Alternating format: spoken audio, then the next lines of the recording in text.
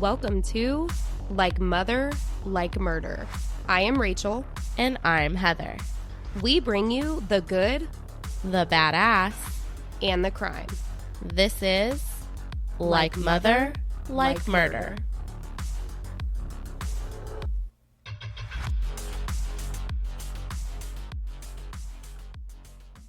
Hello, everyone. Welcome back to Like Mother, Like Murder. Welcome back to another episode of your most favoriteest podcast that you've already gone and left a 5-star rating and review on Apple, Spotify, YouTube. Isn't there like a Google? Google Pods, Coffee Pods, Earth Pods, wherever you listen to your pods. Google Pods. No, There probably a is. thing. I think you're thinking good pods is a thing, so that might maybe be that's what I'm thinking of. in your brain. Yeah. In your brain. Yeah, if you guys haven't done that, we definitely love the reviews. So Heather and we're actually working on a little it's like a collaborative video that we're doing right now, and it's going to be awesome, and it definitely has to do with reviews. I don't want to spoil it. I don't want to say too much. But just wait for it, okay? If you're not following our socials, you should be. Let me say one thing. Are you ready? Yes. Frogs. I knew it. I knew it was coming. Okay, who here, raise your hand so that I don't see you, thinks we sound like frogs? Ribbit. Yeah, one time we did just get a review on one of our YouTube video that just said the word frogs. And now I'm wondering, Thank you. I don't know. Do you think that's the one where I talked about Beyond the Shadows and how I was dying laughing because they gave the news story about frogs?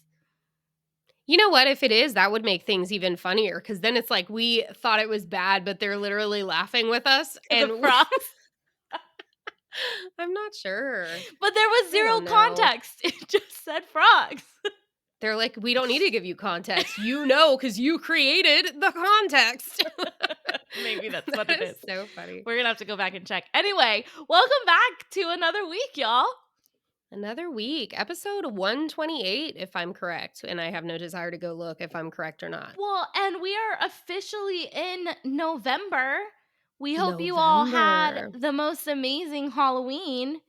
And now you're getting ready for that Thanksgiving turkey. Get your turkeys early. Remember to pull them out of the freezer, depending on the size, a few days early so they can defrost. Don't blow up your houses if you try to deep fry a turkey. Oh, yeah, definitely don't do that. And why don't we start today? I'm just going to say, since in podcast world it's November, I'm going to say something I'm grateful for. Okay. I am grateful for... Thank you, I know. I literally was going to say... No, you weren't. Shut up. I was going to say, last night, y'all, Rachel, myself, and our amazing friend Megan, who we all live in different states, California, Utah, and Kentucky.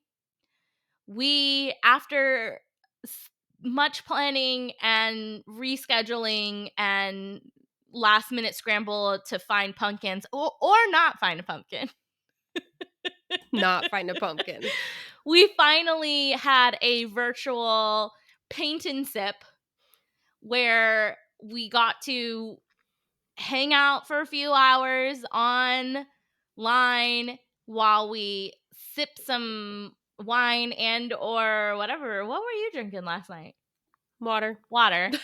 And got to do some painting and get creative, but also just spend time. And I am grateful that technology is what it is these days, that we have the ability to do that, to just hang out in a way that, you know, otherwise we would not be able to without the advances of technology. So I am grateful for that. And I'm grateful for our many, many years of friendship.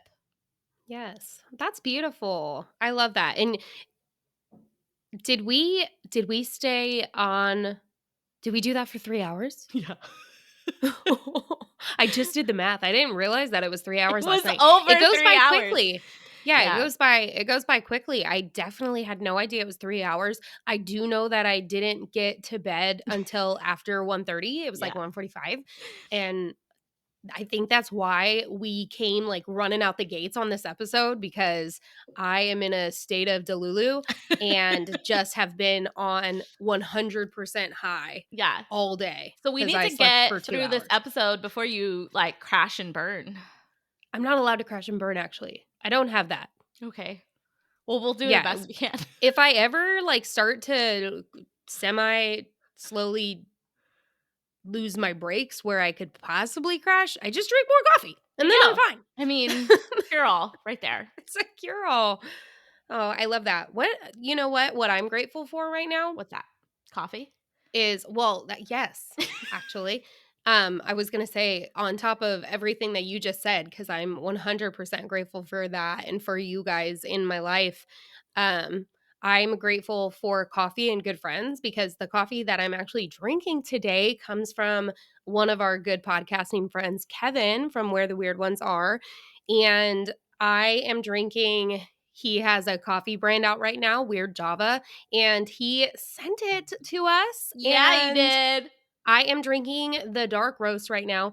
Um, delicious, delicious. But the reason I'm bringing this up as well is because no, not this Sunday, because it's the before, you know what I mean? So, anyways, Yeah. Sunday, November 3rd is the first morning show with Kevin and David. They're doing a Weird Java in the morning show.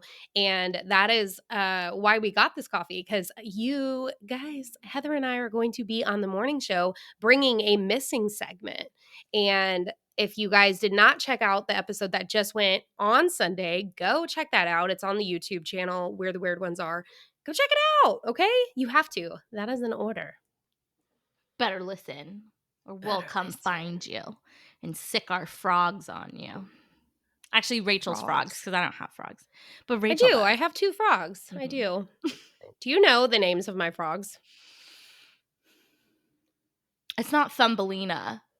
No, but that was one of my That was turtles. a turtle. I'm proud of you. Okay. That's actually the turtle I no longer have. We gave it to another it didn't pass away. Oh, We okay. gave it to another one of our friends A turtle because 2 of our enthusiast. turtles were not really getting along and they were struggling. We could have got another tank, but Heather told me I'm not allowed to do anything more with my life. I'm Y'all, blaming her in this she moment. has a dozen animals. A dozen.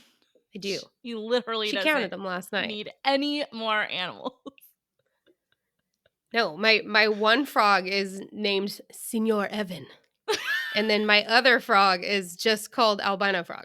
I don't know if that's bad. It never got a name, but it's an albino dwarf frog, and that's just the name that it's just always been called. So I love it. that's the name. I love There it that. is.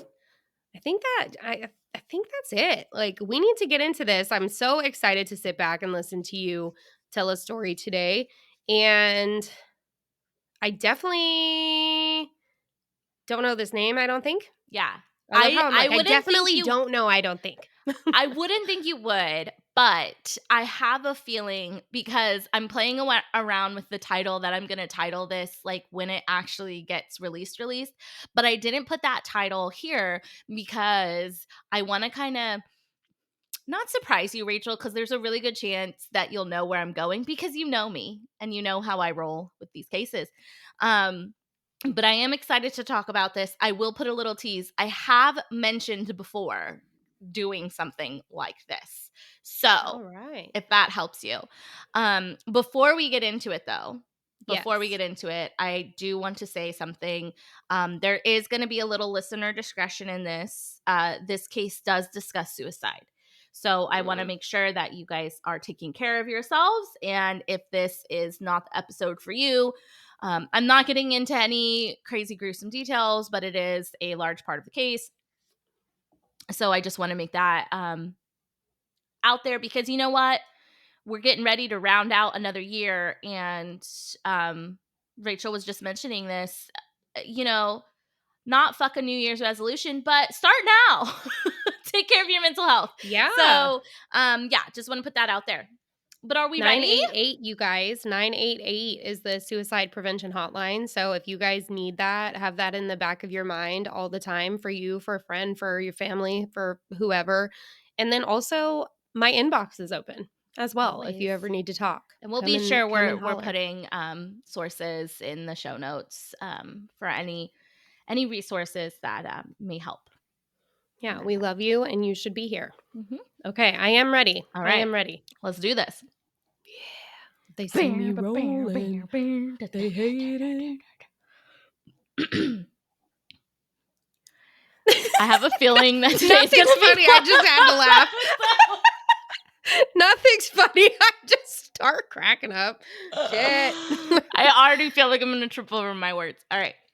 All right, I'm gonna be a good girl. Did I tell you? I did tell Yep. you how I had to record a abstract, like a summary for one of the articles I submitted.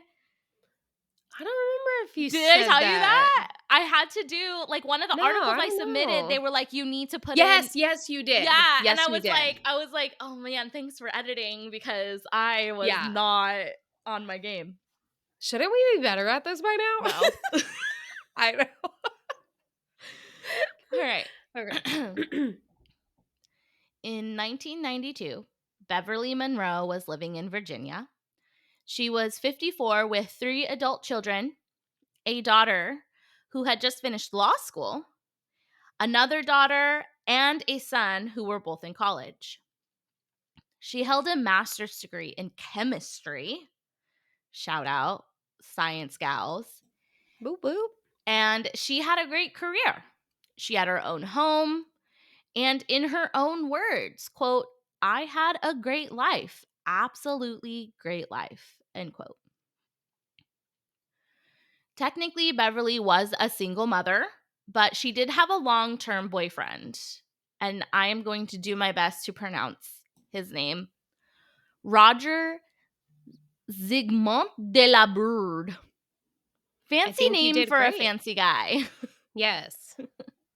You killed that. They'd been together over a decade. Roger was 60 years old and lived on Windsor Farm, which is like this fancy ass properties in rural Virginia. And he was a little high profile. He was an art collector. He lived, like I said, on this fancy property. He was rich. He did have a bit of a history as a ladies' man, but he'd been with Beverly for a long time. On the night of March 4th, 1992, Beverly had been at Roger's house. She left to head back to her home around 9:30. She tried to call when she had arrived home to let him know she had gotten home safe, but when she did try to call, the line was busy. On March 5th of 1992, Beverly went over to Roger's house in the morning where she was met with horrible news. Roger was dead. A single gunshot wound to the head had ended his life. He was discovered in the library of his home with a gun, his own, that was on the floor. Roger had been found earlier that day by it was either like a farm manager or a groundskeeper for the property. Initially, the case was believed to be a suicide. The medical examiner had promptly ruled it so, stating the time of death as 10:35 the night before. Okay. But this theory wouldn't hold for long. Hmm. One detective believed that Roger had been murdered. The prime suspect? Beverly. Yeah, we love the different perspectives. We need those people that are going to look further and look deeper and try to Right. Don't not close all the just avenues. exactly. We would want our loved ones to, in their passing, be sure that everything was done to ensure that everything's on the up and up. So this detective believed that Roger had been murdered, that the prime suspect was Beverly, and that the motive was jealousy. Apparently, Beverly had recently found out that her longtime boyfriend with his fancy mansion had been sleeping around, particularly with a younger woman, and that younger woman was currently pregnant with his child. Ooh, And he was guys, don't excited. do it. Yeah. Man, And Roger was excited to have the baby. yeah. So, just as is most cases like this, they Beverly is a prime suspect. She's the significant other. So, they question her. And we're not just talking about one afternoon, a couple hours of an interview. We're talking over days and weeks of Alright. detectives, particularly one detective, questioning Beverly over and over and over. So, one particular instance, it was a few weeks after the death. It was at the end of March. And they call Beverly back to Roger's house, Hmm. back to where the death occurred. What year was this? I forgot already. 1992.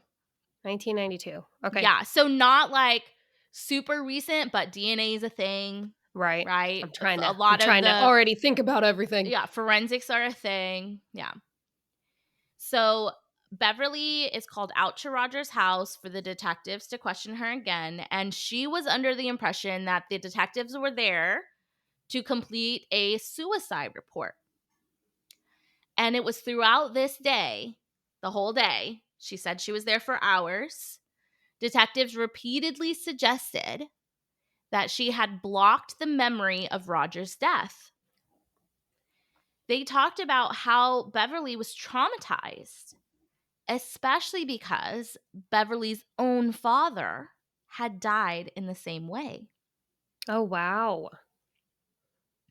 But same way as in the Committed. presumed, like, suicide that we were talking about Yes. or possible murder in his office. Okay. Beverly's father had committed suicide with a gun.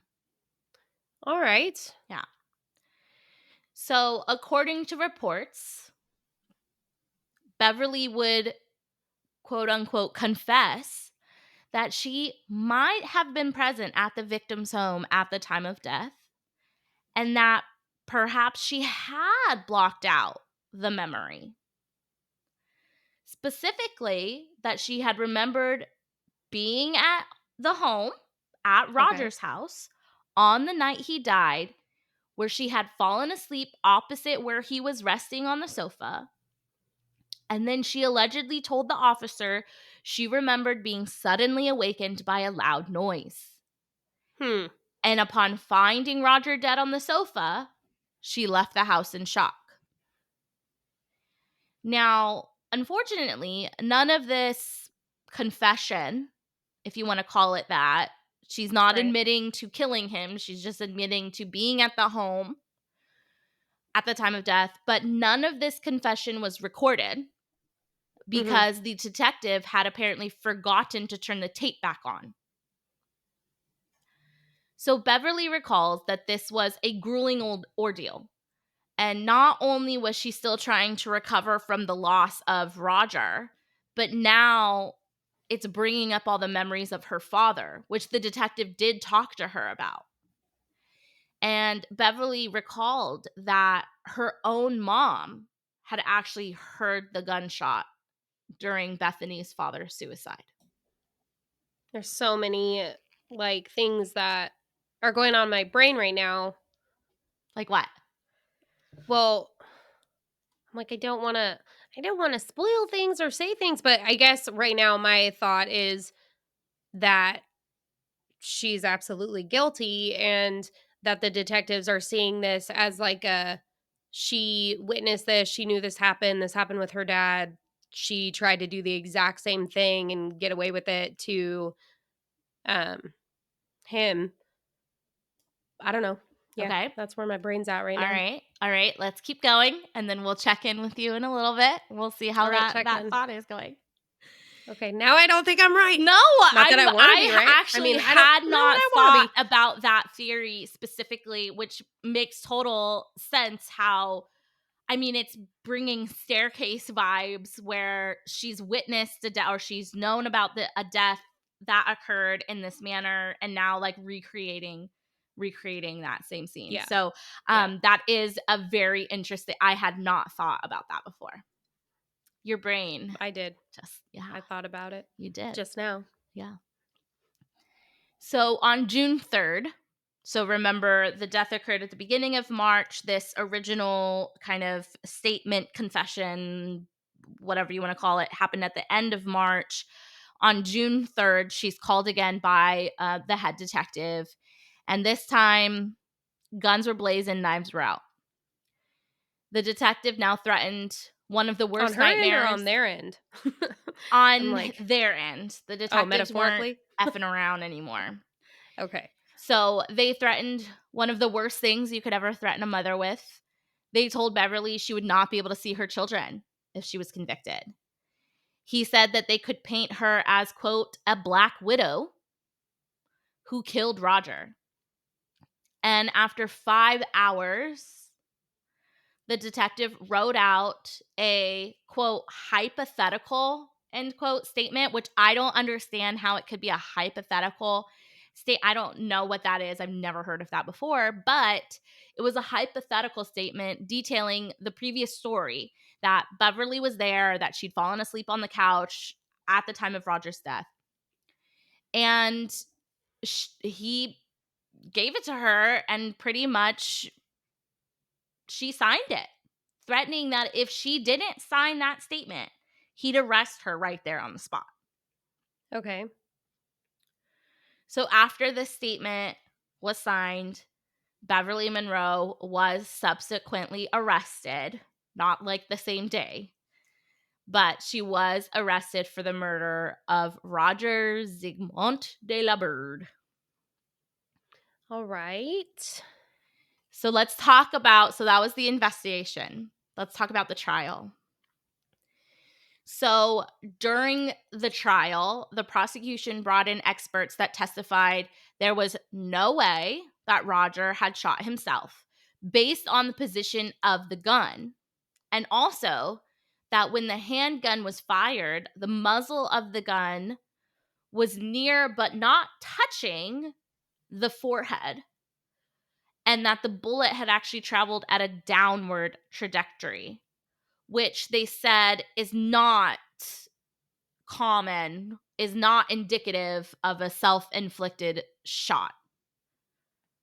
But and this is totally just me being, um the fuck are words? What's the word when you're like not Frogs. guessing, like, huh? Frogs? Frogs. Frogs. No, seriously, I'm Like thinking of an the word, like, educated guess? no, not guessing, like, I'm not an assumption maybe? Okay. I don't know, anyways, the point I'm trying to get to is that if it's at a downward, I'm assuming, I guess, that he is taller than she is. Was he sitting at his desk and she shot downward on him? You are such Was a someone else there? you just like you're in my brain because according to evidence of his usual sleeping position, Roger's body was in the position as though he was sleeping when he died. In his does his office you said in his office though, right? Does his He office was have on a like a couch in his library. He's a rich. He's in a library? Okay. mansion. He's in a Yeah. library. It's got couches. Well, as you can tell, I don't know. I've never read a book. I couldn't think of the word assumption. Okay. I don't have a library here. So, the prosecution also presented evidence from a witness who claimed that Beverly had contacted her 10 months before the death to ask about getting an untraceable gun. Ooh, that's not a Okay? good sign. No. But apparently, that informant had a previous criminal history and a history of working with the detective on the case as kind of an informant. And this woman had actually recently been extradited back to Virginia after having committed crimes out of state. So we know how we feel about that, but I'll Yeah. talk about it a little more. So they had this forensic evidence related to the gunshot wound. They had this witness saying that Beverly had contacted her about purchasing a gun. And of course, this was all on top of the signed statement from Beverly. But remember, the signed statement was not like a signed confession of I killed Roger. It was just a signed statement saying that she had been at the house at the time of death, Yes. which of course was inconsistent with her original statement where she said, no, I left. And it was only Right. after talking to the police officer after the fact. Okay. Mhm. So Beverly had spent $200,000 on a defense attorney, which remember, this is in the 90s. So that's like a decent chunk of I mean, it's a decent chunk of change these days, but Right, like right. Even more so then, even more so then. times 20. Yeah. So the defense would hold to the theory that Roger had committed suicide. And Beverly would also argue that she had been manipulated during the questioning and that the statements were involuntary. They even filed a motion to suppress the statement because the investigator had moved on to the quote accusatory stage and he was no longer in the investigatory stage. And so the statements were during a interrogation. It was no longer a question. It was a questioning. It was an interrogation. And because of that, she should have been read her Miranda rights. You have the right to remain silent, blah, blah, blah, blah. Is there any possibility that you're about to mind blow me and the baby's mama is the one who's guilty? She showed up and then all of a sudden saw her sleeping on the couch and went up there? I love the way your brain works. Seriously, though. I don't know about, you'll have to see. I like to think there's a mind blow in here, but we'll see. Okay. So, and here's the mind blow. Oh gosh. Beverly had receipts from a grocery store on the night of Roger's death showing that she was miles away at that time of death.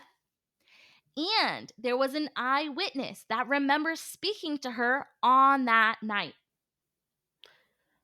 How long were her and Roger together? Like Or 10 years, a long time. so he knew about her dad and stuff like that too, so was he staging it to try to, like, make it look like it was her? I don't know. That's a great, that you are just full of thoughts here. I I don't need to know. sleep 2 hours every night.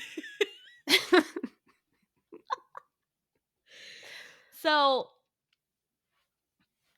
we have the prosecution's evidence of the gun and the trajectories, and there's the prosecution quote unquote expert witnesses, who indicate that this was not indicative of a self-inflicted wound.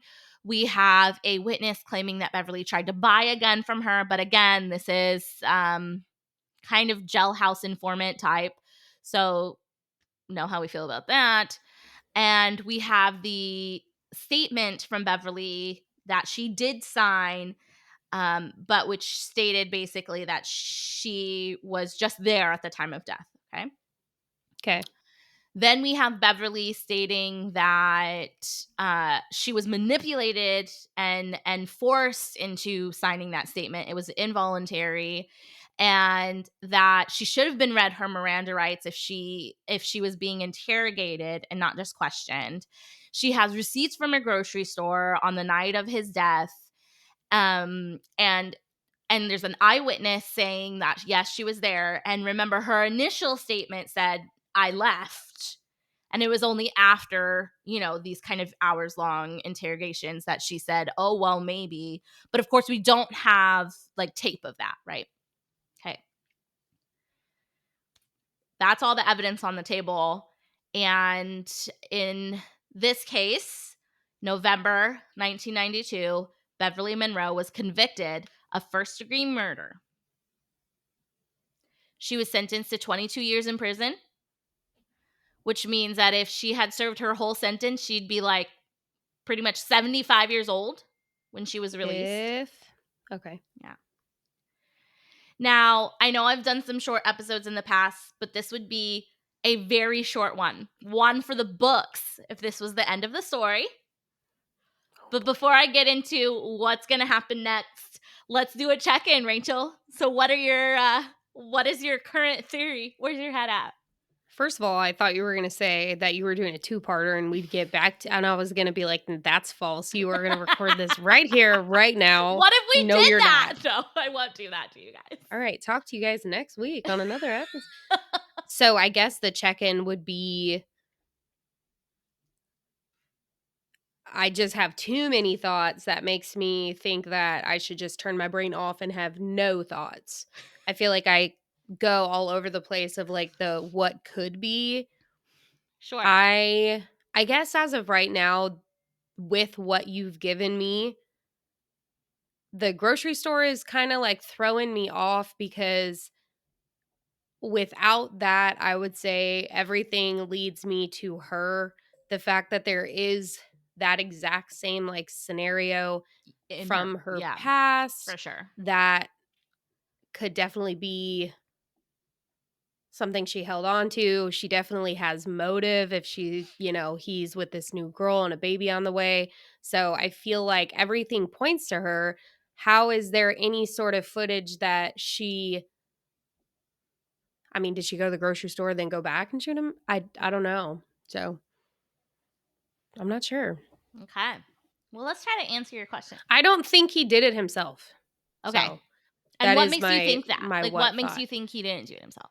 If he was excited, and again, like I feel like I don't know enough, but like if he was excited to have this baby on the way and Sure. be with this new person, Sure. I just feel like people who and I don't get me wrong, I know people can be happy and be excited and then really be very low Sure. and do stuff like this. So I'm not trying to downplay that whatsoever. But I feel like with what you said, he had things to look forward to. Yeah. And people who usually have things to look forward to don't take their own lives. Yeah. Totally. Okay. Yeah. So, Beverly, remember, had a daughter who had just graduated law school. No, I Catherine, forgot that. aka Kate. That's No, why I forgot about that one. I'm reminding you.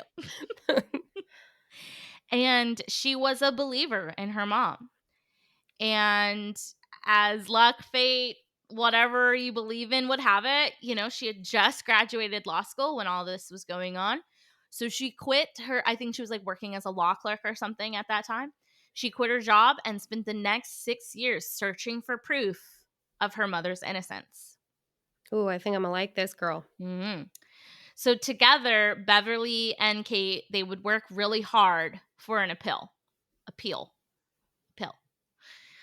Eventually, this mother-daughter team discovered that the prosecution had illegally withheld evidence in the case. Now, remember, for those of you who maybe don't know, the prosecution is legally required to share any and all evidence that they have with the defense. The defense, on the other hand, has no such requirement. Okay, but the prosecution has to show all of the evidence that they have. They cannot withhold evidence. So here are the things that they illegally withheld. Ooh. That this witness who had claimed that Beverly had tried to purchase a gun was given a deal in exchange for the testimony. We know that this happens. This happens all the time, but you do have to Yeah. disclose that to the jury. Yeah. They also found evidence that the gun that was used actually had been moved, and the groundskeeper, manager who had actually found Roger had told police that he had actually moved the gun when he initially found the body. Now, his statements, I guess, go back and forth a bit, but at the end of the day, there was evidence that the gun had potentially been moved. And there was medical documentation discovered that concluded that the death was in fact a suicide. So we know that expert witnesses, quote unquote expert witnesses, come to the stand for either the prosecution or defense, Right. and they can have opposing views, and it really just comes down to, as a juror, whose evidence do you believe the most? But the prosecution did not provide the opposing views that this could have been a suicide and not a murder. Okay, so now she gets a new trial. Well, Oh, there's one more, and the final pin in this appeal were notes that they there's a found. suicide note? No, not a suicide note. That would add a whole other layer. But this grueling hours long interrogations that happened with the detective, um, where it was conveniently that Beverly's actual quote unquote confession that she was there was not taped because forgetting to turn on the tape. And then, but the detective was taking notes, right, on a Okay. notepad. Now, it's funny because when I went over this with Zach, he's like, "What were on the notes?" And I'm like, "I don't know. I don't have that access to that information."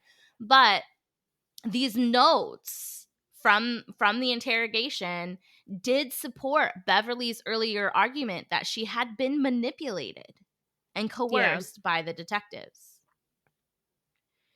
So they did have to go through several appeal, processes.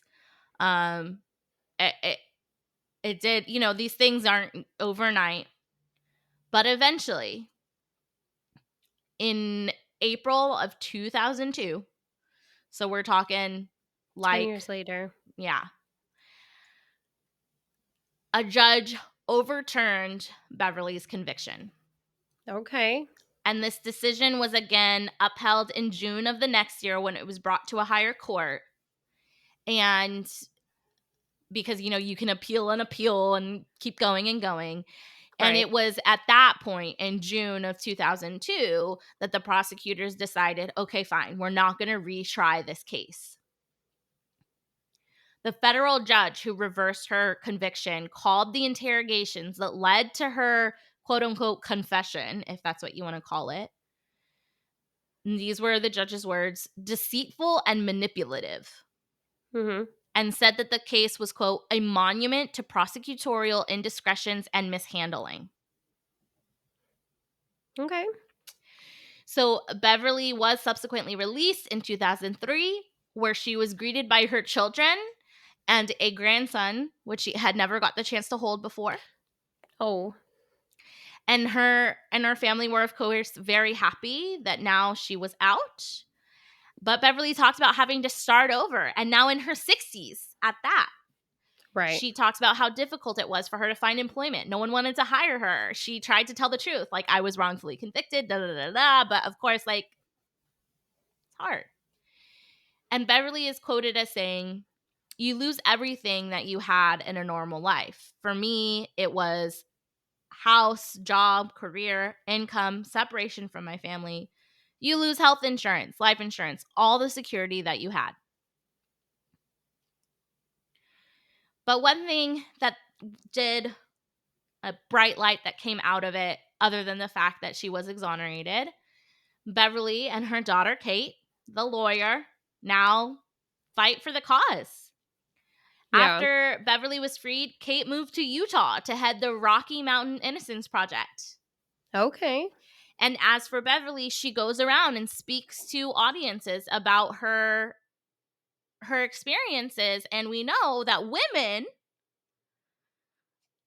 exonerees are more rare, right? And when Beverly talks, she talks about how she believed. She grew up in the South. She had trust in the police. She believed they were there to protect her. And she considered herself naive. Yeah. And she says, quote, "I can now tell anybody in this country, including the prosecution and anyone else, it can happen to you. Right. Regardless of your economic status, regardless of your education, regardless of your record, it can happen to you." Wow. So, a few things I want to say. is that, and this all, so Beverly gave a talk that is actually available online, and I will obviously link it in the show notes. Um, she does like a full like hour kind of talk. I think it was like at an Innocence Project kind of conference or something. Yeah. And she talked about how Roger, she said, of course, this was the 90s, you never know for sure. It's not like he was officially diagnosed, but she did talk about how he had like major ups and downs, and that she thinks maybe he had bipolar disorder. Okay. She talks about how, and I mentioned this, he was a ladies' man.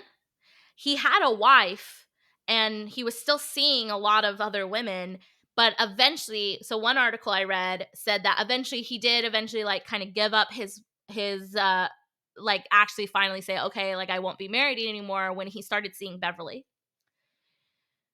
There was another thing I read that said that his ex-wife, sorry, I should say his ex-wife, when she heard the news, when she called to find out like what was going on, she mentioned, she goes, he was on pills, he was on antidepressants. And the other thing that Beverly mentions is she says, I knew about the other woman. Okay. What you have to consider is like, these are, folks in their 50s and 60s. This isn't their first time in a relationship. She's got 3 grown kids. Right. When she talks about him, she refers to him a lot as her friend, because they were friends, just platonic friends, for several years before they started a romantic relationship. She talks about how she knew about the other women. Now, whether or not she was truly okay with that, who knows? Yeah. Okay. But Yeah. if she also, cared about him just as a person, and he was excited about potentially having a baby, there is that.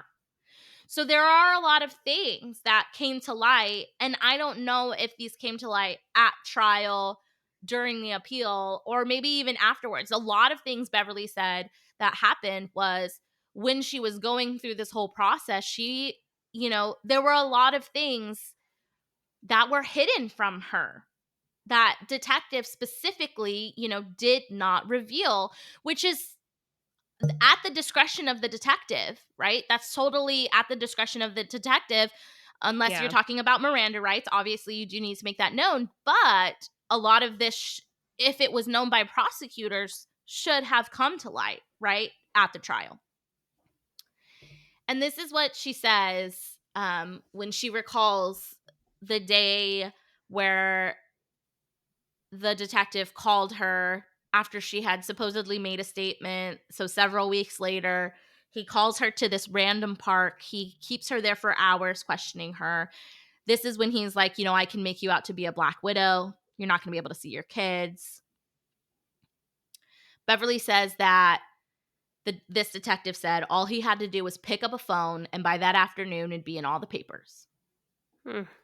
She said, I was a single mom with 3 kids in college. And she was supporting that. Right. And she said, it's like someone holding a gun to you and saying, you have to do it. You have no other way to go. What do you do? So I signed it. And that's what she said. Damn. So Damn. what are your I got thoughts now? Well, my thoughts now are I definitely got very quiet for a little while just based on the fact that I guess in my head, one of the things you said made me think that it was definitely not going to be suicide. Mm, So, like, I had that in my head where I was okay. like already thinking of every other thing to be like, no, it's not going to be, that won't be the outcome. That won't be the outcome. So I was like trying to play every single other thing. Um, but I'm really thankful that her daughter Mm-hmm. was on that path and was able to do what needed to be done Mm-hmm. to help her mom and get an innocent person out of prison Mm-hmm. because she would still be there, and we see that all the time Oh, where so yeah. many people are still there. um but yeah, that I definitely didn't see it going that way, so I feel like that was already like out of my brain as I was trying to like come up with things. Right. Right. And you guys know how I feel about these things. I've done several of these now, wrongfully convicted, exonerated.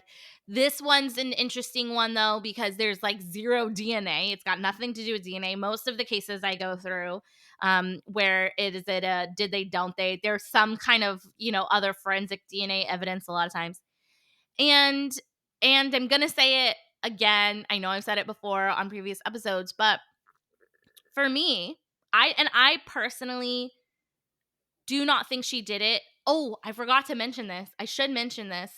One thing she said in this talk, I was not able to find it anywhere else.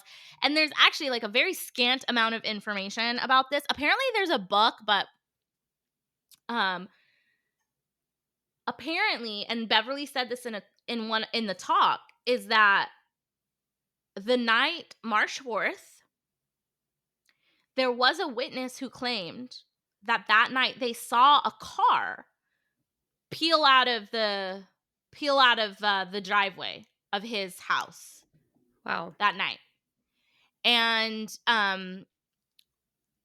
that he had also that night made a call to like a friend, and the friend remembers it specifically because he's like, it's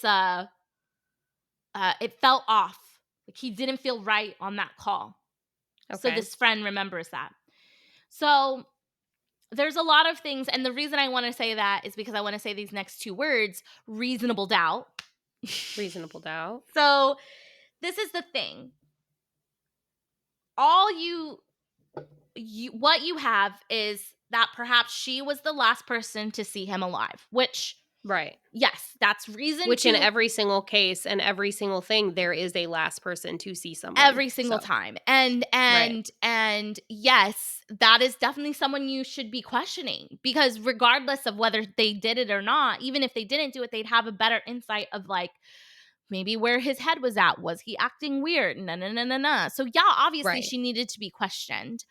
And I do appreciate a detective having an open mind. We don't like, oh, it was an open shut case. No, did you follow every avenue? Like, we need to know the truth. Okay.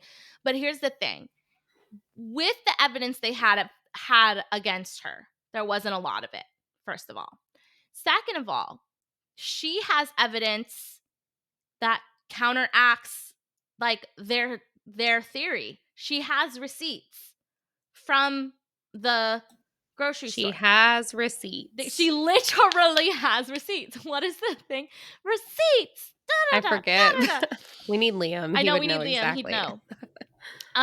So and my thing is, with all that, I feel like there is reasonable doubt in that the prosecution did not answer all of my questions, in the case. You're right. And then on top of that, the misconduct On the prosecution's on end. the prosecution side by the detective, withholding Right. evidence, jailhouse informants, who we know how I feel about that, manipulative questioning, interrogation, coerced statements and confessions, if that's what you want to call it. That is all how I feel is, even if she did do it, which I don't think she did, she would have deserved another trial where they would have Right. needed to put forth new evidence or the same evidence in a better way, and they would have need to redo it, because talk about fruit from the rotten tree or whatever. This trial, we have to believe that our justice system Is is set up going, for a certain way. exactly, they operate under rules for the protection of all of us. And if they're going to break those rules, none of us are fucking safe. As is, I mean, this is not your typical your typical Innocence Project, client. She's white, she's well off, she's got a job, she has no criminal history, and yet this shit still happened. Yeah. So that's how I feel about it. And I had mentioned before on the last one I did, where it was the case in Monterey, where this guy did have a criminal history, a violent one at that. He did get sent to jail. And, there was a lot of jailhouse informants and all that stuff. But I talked about the fact that, like, I want to find one with, my first thought was like, I wonder how many women, which isn't as many. And this one just stands out amongst the masses of exonerated individuals, right? Because this is not who you would believe would get fucked by the system, Well, and even in her statement, how she said, like, she's definitely not who you typically see. That's what you're saying right? right now. I also wanna say, like, how it's hard because we, like, beg almost for people to do their jobs, to take the extra step, to do the things that need to be done because too often we see steps missed or Right. things that are, um, messed up Right. initially, and it fucks up everything. But you don't get to want something so bad that Right. you make things up and paint a different picture Yeah. and force people into signing papers and Yeah. tell people that they need to, Yeah. pay off an informant and like Yeah. that's not it, guys. No. That's not it. No, absolutely not. No. Absolutely not. And when you hear her speak, if you guys want to, like I said, I'll link it. You can really hear in her voice, even though this has been years and years since she got out over 20 years ago. You can hear her talk about just like the experience of it all. And we're talking about a woman who at least had resources. And so she had a daughter, luckily, who had gone through law school. Like, there are so many individuals who do not have those resources at their disposal, and they are less fortunate. Waiting for someone to come to their rescue. Exactly. Exactly. Yeah. So that's my case. I was gonna, and this is the reason I didn't put the whole title. I just put the name on our recording because I think what I'm gonna title this is Black Widow or Wrongful Conviction, or maybe Wrongfully Ooh. Convicted. Yeah. Beverly Monroe. So It's been a while since we've actually I feel like it's been a while since we've done a mom crime in this aspect. We've been focusing very heavily on missing and moms on the other side right. of the the crime. And so it's been a while and to know that she served that time and another question I have real quick, Yeah, maybe you have the answer, like, on the death certificate, is it still like, is it determined that it was suicide or is it undetermined as of right now? that's a great question.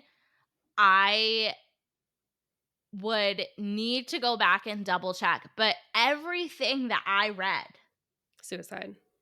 the initial report from the medical examiner said suicide, Okay. right? And it was only after this particular detective got involved. And when I say particular, like, there was one dude who seemed to just he was the one that questioned her. He Zero was the in. one, but he was the one that went to the lab. Oh, and check this. And it was hard because there's not a lot of information out there on this case. So a lot of this I did get from her talk. But she said that they had done a GSR test because, again, we're talking the 90s here. This isn't like back in 40s. They did a GSR test that showed that Roger had gunpowder residue on his fingers, which would be Right. indicative of him having pulled the trigger. And so Right. but apparently it was only after the fact, after the detective got involved, where he was like, this is suspicious, that he went back and then started talking to more quote unquote experts, right? Which we all know, expert or no, you can be a hired gun in these situations, right? Yeah. Like, and so that they started to say that actually, we know this was ruled a suicide initially, but this evidence and that evidence and this evidence says no. Yeah. Crazy. That is wild. I love how you cover those and make me first of all, like, I feel like You definitely do it on purpose to make my brain I go definitely do. at a like, million miles per hour. It's so funny. So this is what's so funny, and this is why I titled it what I titled it instead of using my whole title. And I was talking to Zach, because I had him. Of course, you guys know, like literally every case I run by Zach. And so I said, "Do you think that in the beginning of it, I'm impartial enough that like you wouldn't know one way or the other?" And he goes, "I mean, like objectively, like on paper, yes, but if they know who you are, Heather, they know where you're going with it."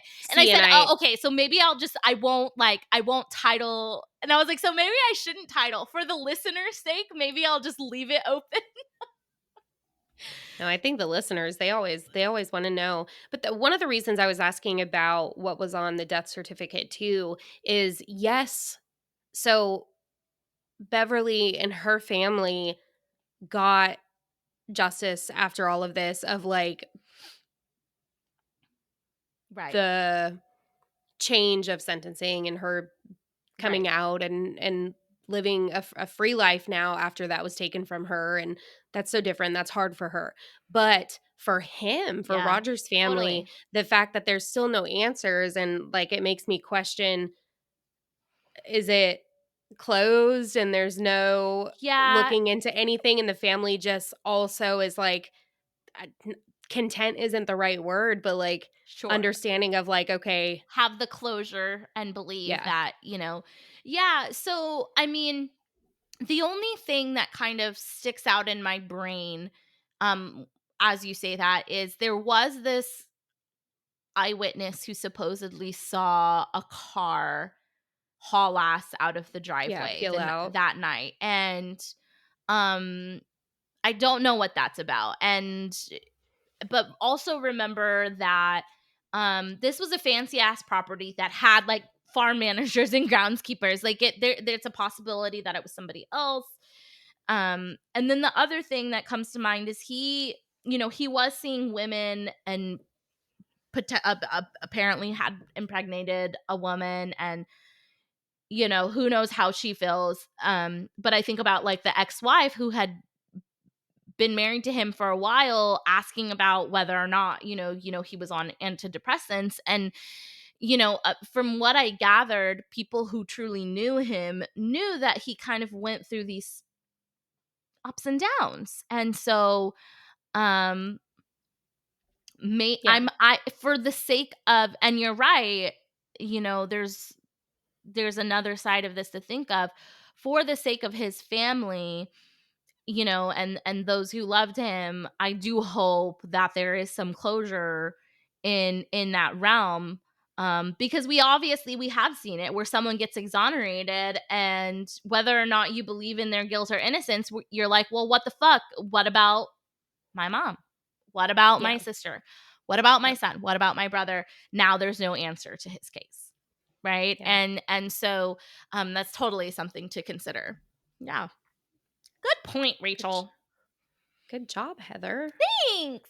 I like when you bring these, because as there's obviously that hurt and that sad and that pain for him in his life and his struggles, if that's what it was. Sure. Yeah. It sucks for the family if it wasn't that and there's no answers, but it's a win in the book of Beverly. Yeah. So, Yeah. thank you for that, Heather, my dear. My dear, thumbs up, baby. You're so cute. You Thanks. guys, she's so cute. All right. There we have it. In November, starting off with a wrongful conviction. You guys, I just want to remind you that we are going to be taking a 2-week break coming up. You will be hearing from some other people, but you will not be hearing from us. And that's because we want to make you miss us. Just kidding. Absence But makes the heart grow fonder. it No, we've got does. some But things in the works. We are yes. so this break is like hitting a lot of things in one where you know it's a busy time. We've got busyness, we've got some other projects that we want to make sure that we can um dedicate time to. But we also, one of the biggest things that we want to prioritize during this break is a very special way to come back after the Yeah, so break. season 3, Yeah. guys, it's coming. It's coming, and that's all there is to say about it. Yeah. We'll be doing, you guys will know when it will be shouted from the rooftops when we're making I this love to shout from the rooftops. yeah, this transition, and we're excited about it. But we want to make sure we do Yes. it right. Yes. Agreed 100%. All right, you guys have an amazing week. We're in Hollow Thanksmas. Go back and listen to that Thanks, episode that we did Miss. with OG Ashley. Yeah. Talk to you guys next Tuesday. Whoop whoop. Whoop, whoop. Okay, love you. Bye. Okay. Love you. Bye.